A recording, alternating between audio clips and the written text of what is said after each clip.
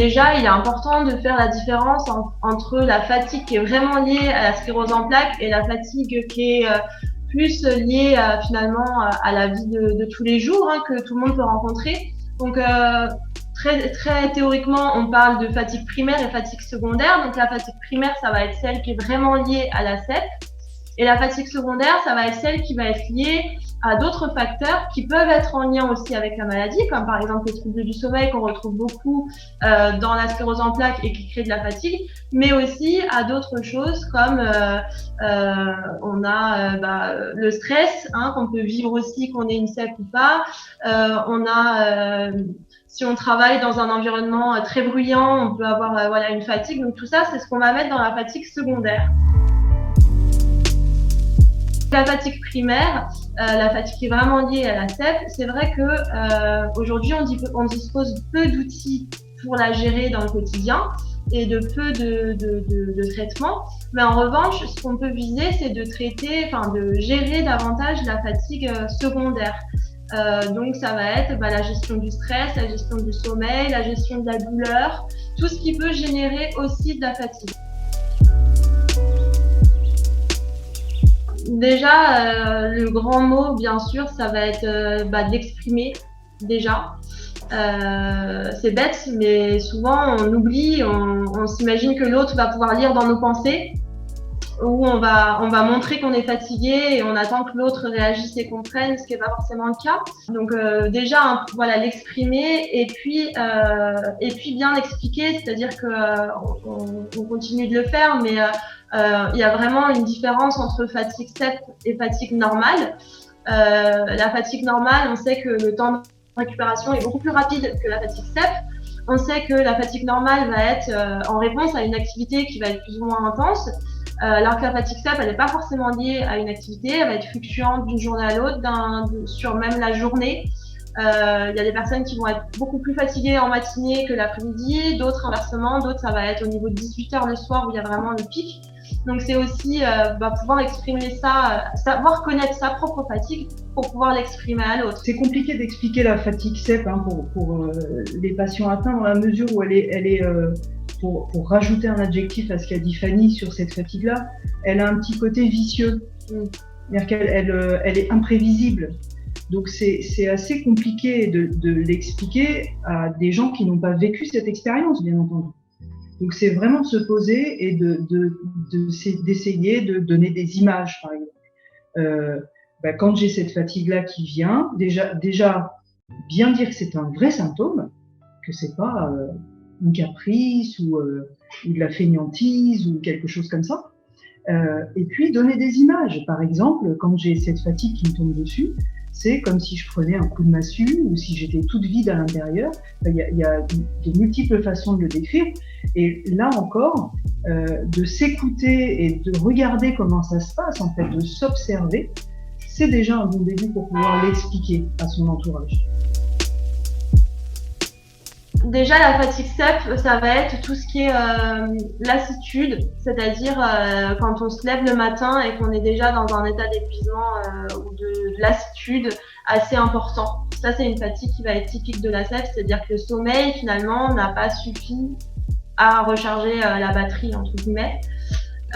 Ensuite, ça va être les fatigues qu'on appelle neuromusculaires, c'est-à-dire que c'est les personnes, vous savez, quand elles marchent, et que d'un coup, il va falloir qu'elles s'assoient, elles ne peuvent plus avancer, elles ont comme les jambes coupées ou une chape de plomb. Et généralement, il y a besoin d'un court repos pour pouvoir reprendre. Ça, c'est une fatigue aussi liée à la SEP, c'est vraiment neurologique. La fatigue cognitive. Par fatigue cognitive, on entend tout ce qui est perdre du fil quand on a du mal à suivre une conversation, par exemple, qu'on perd ses mots, qu'on a du mal à se concentrer, à mémoriser, sans qu'on soit forcément dans du trouble cognitif, mais voilà, qui sont en tout cas un petit peu exacerbés à cause de la fatigue et qui peuvent être gênantes au quotidien. Et puis, le fait que ça soit extrêmement sensible à la chaleur. On a des personnes pendant les pics de canicule, par exemple, ou après un bain chaud, ou des choses comme ça, qui vont avoir vraiment la fatigue qui va vraiment exploser. Et ça, c'est en lien avec la chaleur. Et ça, c'est une sensibilité dans la SEP qu'on n'explique pas vraiment, enfin je crois en tout cas, qu'on n'explique toujours pas, mais qui est très particulière et très typique de la fatigue SEP. pour les personnes qui sont impactées par la chaleur, comme on sait que l'activité physique est importante, les personnes qui souffrent de fatigue, on leur dit de faire de l'activité physique, mais si l'activité physique augmente leur température corporelle, on crée de la fatigue. Donc, on va conseiller davantage de faire des sports dans de l'eau, voilà, où on peut garder notre température à une bonne température qui vont éviter la fatigue liée à la chaleur derrière. La sophrologie est de plus en plus utilisée au travail. Moi, je me rends très régulièrement dans les entreprises pour faire des séances à des collaborateurs. Donc ça, c'est possible. C'est-à-dire qu'aujourd'hui, on est quand même dans une recherche de bien-être au travail. C'est un grand slogan. Mais... Et puis, il y a des choses, on va parler dans les outils après, des choses très très simples à mettre en place pour la fatigue cognitive dont parlait Fanny à l'instant, sur la fatigue neuromusculaire également. Enfin, voilà, il y a des choses qui peuvent tout à fait se mettre en place et qui durent pas. On part pas 2 heures en séance. La qualité du sommeil et un bon sommeil dans une bonne condition, c'est quand même le gage d'une bonne journée. Éviter d'avoir un repas pantagruélique à 22 heures, éviter les films d'horreur avant de vous coucher, éviter l'écran, éviter alcool, cannabis, cocaïne, héroïne, enfin des choses comme ça. C'est vraiment le gage d'une bonne nuit, d'un sommeil qui se fait par cycle, avec des bonnes phases de sommeil qui se font correctement. Le sommeil, c'est capital. L'hypnose, c'est intéressant sur des champs d'application un peu différents de la sophrologie. La sophrologie et la sclérose, que ça engage le corps. Et que généralement, le corps a un peu trahi le patient atteint de sclérose en plaques qui vient voir au cabinet, vous voyez. Donc, du coup, le réconcilier avec son corps, qu'il reprenne conscience de sensations au niveau sensoriel. L'hypnose ne donne pas ça. Par contre, elle est très, très efficiente dans plein d'autres domaines. L'arrêt du tabac, les addictions, les phobies. Enfin, la douleur, mais je ne pense que du bien de l'hypnose. Et puis la deuxième chose qui me fait dire que la sophrologie est plus efficiente pour ce qui nous concerne aujourd'hui, c'est l'autonomie du patient. Moi, je me bats depuis que je suis sophrologue pour l'autonomie du patient. C'est-à-dire que moi, mon travail, c'est d'accueillir la problématique et de donner des outils. Mes collègues sophrologues n'aiment pas trop ce mot, mais en tout cas, de donner des outils que la personne va pouvoir utiliser seule. Tout à l'heure, Fanny parlait de fatigue cognitive. Alors, il y a un exercice qui est très très rapide et assez simple à exécuter. Il s'agit de, quand on perd sa concentration, par exemple, de se poser assis et puis de fermer les yeux. Et puis, avec ses yeux, de faire le signe du 8 couché. Comme ça, tranquillement. Juste ce mouvement-là. Mais ça dure quelques minutes, même pas. Et du coup, c'est comme si on rebootait la box, vous voyez. C'est un petit peu cette sensation-là. On se remet à zéro. Donc ça, c'est plutôt pour la fatigue cognitive, les troubles de la concentration. C'est assez efficace cet exercice. Donc ensuite, on parlait de la sieste, de la micro-sieste tout à l'heure. Donc cette micro-sieste, elle peut se faire allongée. C'est un peu dangereux quand on est très fatigué, allongé. Il y a un petit risque d'endormissement. Donc plutôt assis, plutôt dans le canapé, semi-allongé, les yeux fermés.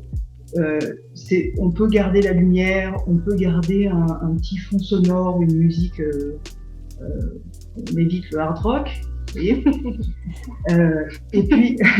Et puis simplement, on se pose, on ferme tranquillement les yeux, on observe sa respiration, de comment on respire, de comment ça se passe. On prend conscience des différents points d'appui du corps sur les différents supports, le sol, le canapé, notre propre corps, si on a les mains posées sur les cuisses par exemple. Et puis, on va faire une sorte de check de 4 points qui sont très très importants pour la détente, qui sont les mâchoires. Donc si vous observez vos mâchoires en ce moment même, est-ce qu'elles sont plutôt comme ça ou plutôt relâchées? C'est juste cette question-là. Ensuite, la hauteur des épaules. Comment sont est-ce qu'elles sont comme ça ou est-ce qu'elles sont plutôt basses? Les mains et les cuisses. Donc c'est vraiment ça. Respiration, point d'appui, les 4 points de la détente, mâchoire, épaules, mains et cuisses. Et ensuite, on peut tout à fait s'imaginer dans un endroit qu'on aime bien. Et ce qui est bien avec l'imagination, c'est notre plus grande capacité. Ce qui est bien avec l'imagination, c'est que ça peut être un endroit au bout du monde. Tiens Claire, si vous allez sur une plage aux Bahamas, c'est possible. Maintenant, ça met du... Alors moi je dis toujours ça met du corps, mais voilà, ça nous donne de la présence à notre propre corps, donc une meilleure connaissance de notre propre corps. Ça nous dit que c'est possible de s'occuper de soi. Ça rend acteur en fait de ça. Alors de la maladie ou ci ou ça, mais en tout cas ça nous rend acteurs. Après, pour ceux qui peuvent avoir du mal à se couper ou à faire ce genre d'exercice, on peut aussi voir peut-être des vidéos sur YouTube ou des choses comme ça qui existent. Alors c'est pas parfait, mais en tout cas pour avoir des musiques relaxantes, peut-être une voix qui aiderait à. En tout cas, on a la chance aujourd'hui d'avoir des tas d'outils qui sont disponibles, même si c'est pas comme en consultation, ou même si c'est pas comme avec un professionnel, c'est quand même mieux que rien, si je peux dire. Et voilà, c'est quand même, ça peut être des outils utilisables. Et vous avez aussi l'application Respire Relax. Qui peut aider pour ceux qui ont du mal avec la respiration. Donc c'est tout simplement le principe, c'est une petite bulle qui permet de montrer le temps à l'inspiration et le temps à l'expiration. Donc voilà, ça peut être intéressant. Moi souvent je dis aux patients de ne pas hésiter à se créer comme une horloge de la journée, c'est-à-dire avec l'heure du lever pour cette personne, l'heure du coucher, le midi, et puis de caler au minimum 3 temps de repos comme ça dans la journée. On a vu, ça peut être des temps de repos de 5 minutes, comme si on a la possibilité de faire un vrai temps après le repas par exemple, un vrai temps. Mais en tout cas, au moins fixer 3 à 4 temps de repos par jour, et si on a peur de les oublier, faire sonner son portable.